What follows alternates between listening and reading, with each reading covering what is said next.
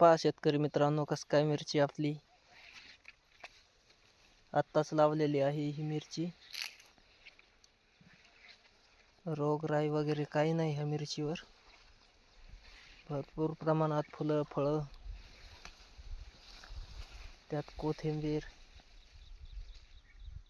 Flower असे वेगवेगळ्या प्रकारच्या घरगुती खाण्यासाठी तयार केलेला हा भाजीपाला पहा. आणि तुम्ही सुद्धा असंच करा. भाजीपाला चांगला आहे. भाजीपाला खूप हिरवागार, सध्या पाऊस नाही तरी पण बऱ्यापैकी हिरवागार आहे. पाऊस पडल्यानंतर आणखीनच चांगल्या प्रकारचा हा भाजीपाला येईन असं वाटतं मला.